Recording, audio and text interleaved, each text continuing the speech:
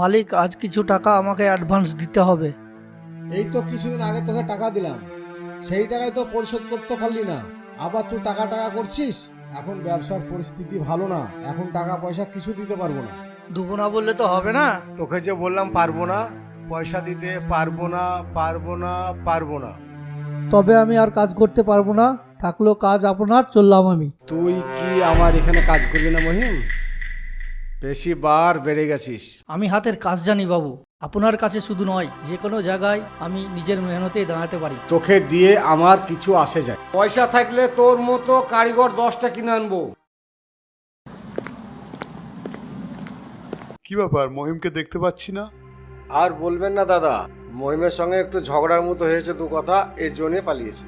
ঠিক আছে, দেখা হলে বলে দেবো।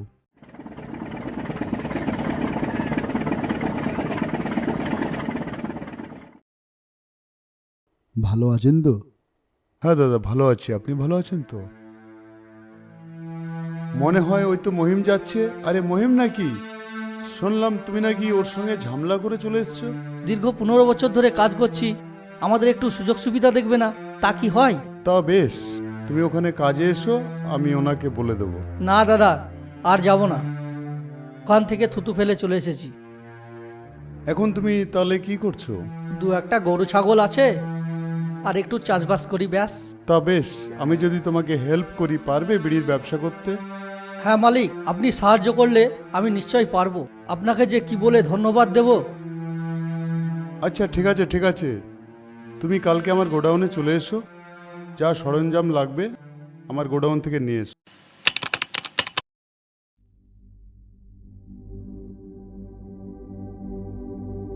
দাদা, আমি একটা নতুন বিড়ির কোম্পানি শুরু করেছি, স্বাদে গন্ধে অতুলনীয়। যদি একটু সুযোগ দেন, আমি আপনার দোকানে কিছু প্যাকেট সাপ্লাই দিতে চাই। নতুন বিড়ি চালাবো কিভাবে বলুন? আগে বিক্রি হোক, পরে টাকা দেব। আমার তো ধার দেওয়ার ক্ষমতা নেই। না দাদা, তাহলে আমাদের দ্বারাই সম্ভব নয়। দাদা, আমি নতুন বিড়ি ব্যবসায়ী, আমার কোম্পানির নাম 9732। না না না দাদা, আমি চালাতে পারবো না। দাদা, আমি একটা কথা বলতে পারি? আমি নতুন বিড়ি ব্যবসায়ী, আমার কোম্পানির নাম 9732। কিছু বিড়ি সেল করতে পারবেন?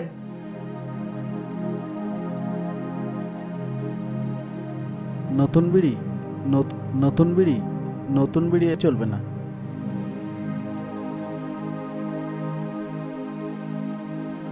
না, এখানে মনে হয় আমার বিড়ি আর সেল হবে না। যাই বাইরে কোথাও, শহরে গিয়ে দেখি বিক্রি করতে পারি কি না।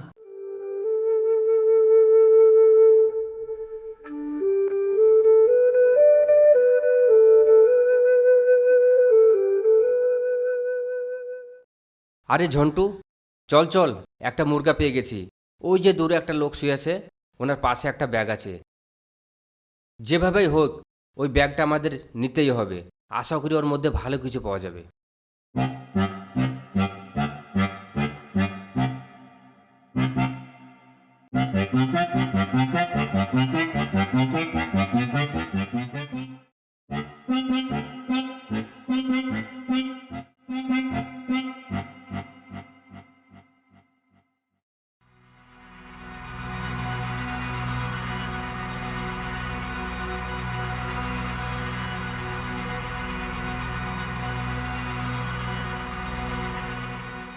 तीन से थ्रू ट्रेन जाएगी।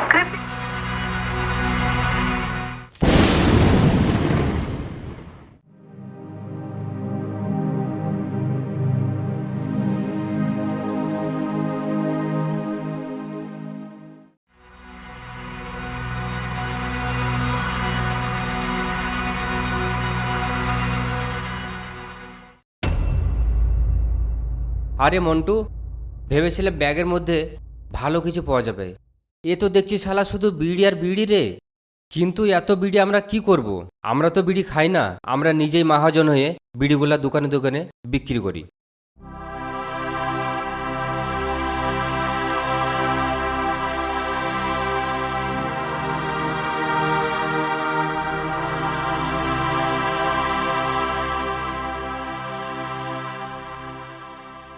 এই মন্টু, ব্যাগটা ধর তো রে। এই দাদার সঙ্গে কিছু কথা বলি। দাদা, আমি একটা নতুন বিড়ির কারখানা করেছি। সেই কারখানাটার মহাজন হচ্ছে আমি। আপনাদের এখানে যতটা দোকান আছে সমস্ত দোকানে আমার বিড়ি বিক্রয় করে। আমার বিড়ির পাতা এবং মশলা খুব সুস্বাদু, আপনি নিজেও চেক করে দেখতে পারেন ও খেয়েও দেখতে পারেন। তাই যদি আপনি আমার বিড়িটা কিছু নিয়ে বিক্রি করতেন খুব ভালো হতো। আপনি আমার বিড়িটা বিক্রয় করতে পারেন নিঃসন্দেহে। আমার বিড়িটা স্বাদে গন্ধে ভরপুর, নিজেও আপনি খেয়ে দেখতে পারুন। আমার বিড়িটা আপনি বিক্রি করতে পারেন। এত করে যখন বলছেন তখন অল্প কিছু দিন, পরে আবার নেব। ও দাদা, শুনুন শুনুন। আরে মন্টু, আমরা তো ফেসে গেলাম রে। ওই দেখ, সেই দোকানে আমাদেরকে ডাক করছে, আমাদেরকে মনে হয় চিনে গেছে। চল দেখি কি বলে, দেখা যাক। দাদা, আপনার বিড়ি তো বাম্পার সুস্বাদু, হেভি চলছে। তো আমাকে আর 10,000 বিড়ি দেবেন, আর এই 1,000 টাকাটা রাখুন। সকাল সকাল দুটো 500 টাকার পাতি পকেটে ঢুকে গেল। এতে বোঝা যাচ্ছে চুরি করার থেকে মেহনত করে ব্যবসা করাটা অনেক ভালো। চল আমরা বাকি দোকানিদেরকে দেখি তারা কি বলে।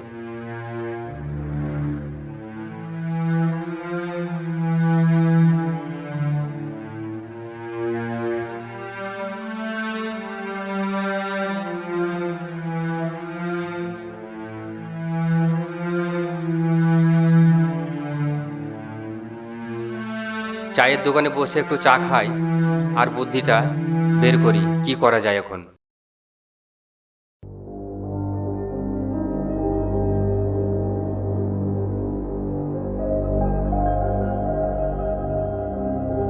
মন্টু, আমার মাথায় একটা বুদ্ধি এসেছে।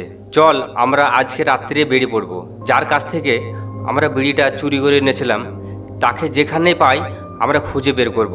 আর আমরা নতুন করে একটা ব্যবসা তাকে নিয়ে আরম্ভ করব।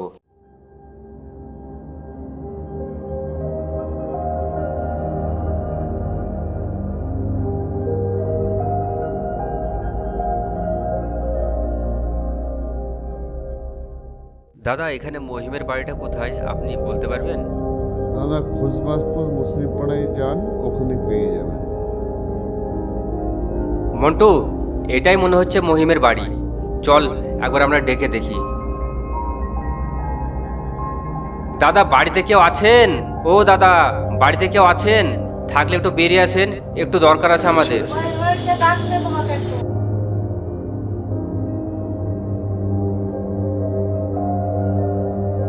কে বলছেন দাদা? কোথা থেকে এসেছেন? আপনাদেরকে তো ঠিক চিনতে পারলাম না। নিজের মুখে বলতে খুব লজ্জা লাগছে, কিন্তু তাও বলতে হচ্ছে, উপায় নেই। কিছুদিন আগে স্টেশনে আপনি ছিলেন, আর সেখানে আপনার কাছে দুটো ব্যাগ ছিল। সেই ব্যাগ দুটো হারিয়ে যায়, আর সেই ব্যাগ দুটো চুরি করি আমরা। আর তার মধ্যে যে বিড়িগুলো ভরা ছিল সেইগুলো আমরা নিয়ে গেছিলাম। তাই আমরা যখন ব্যাগটি খুললাম তার ভিতরে দেখি বিড়ি রাখা ছিল। তো আমরা তো বিড়ি খাই না, তো সেই আপনার বিড়িগুলো আমাদের মার্কেটে দোকানে আমরা বিক্রয় করেছিলাম। তো সেই বিড়িগুলো মার্কেটে এমনভাবে চলেছে না, কিছুদিন আগে সেই মার্কেটে দিয়ে যখন আমরা যাই, সেই মার্কেটের দোকানিরা প্রত্যেকজন আমার কাছে আসে, আর ওই আপনার বিড়ির জন্য সব আমাকে অ্যাডভান্স করে। তাই আপনার কাছে এসেছি যাতে ব্যবসাটা আমরাও করতে পারি আর আপনিও করতে পারেন। এই নেন দাদা, আপনাকে 10,000 টাকা অগ্রিম দিলাম। আমাকে 50,000 বিড়ি আপনি দিবেন, আর বাদবাকি টাকাটা রেখে দিবেন। আজ বুঝলাম ঈশ্বর তো আছেনই, সব হারালে সব শেষ হয় না। চলুন দাদা, তাহলে আমরা নতুন করে আবার ব্যবসা শুরু করি। তার একটি বিশাল বিড়ি কারখানা গড়ে ওঠে। ঝন্টু ও মন্টুর এখন সফল ব্যবসায়ী। 100-এরও বেশি শ্রমিক কাজ করে সেখানে। ওই শ্রমিক থেকে তিনি একজন শিল্পপতি। हम लोग एक साथ चलेंगे।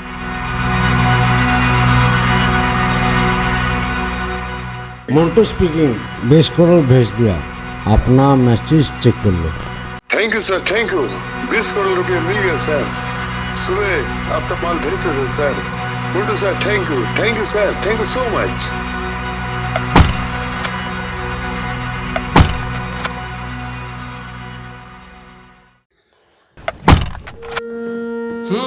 ভাবিনি কোনো দিন এমন হলো, ভাবিনি কোনো দিন এমন হলো, মহিমের হাত ধরে পূর্ণ পেল, মহিমের হাত ধরে পূর্ণ পেল, পূর্ণ পেল তাই পূর্ণ পেল, পূর্ণ পেল তাই পূর্ণ পেল।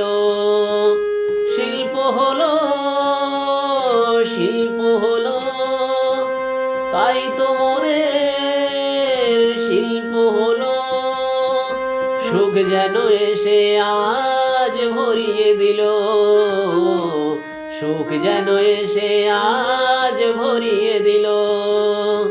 বদলে গেল জীবন, বদলে গেল, বদলে গেল জীবন, বদলে গেল। শিল্প হলো, শিল্প হলো তাই তো মোদের শিল্প হলো। নয়নের জল আজ শুকিয়ে গেল,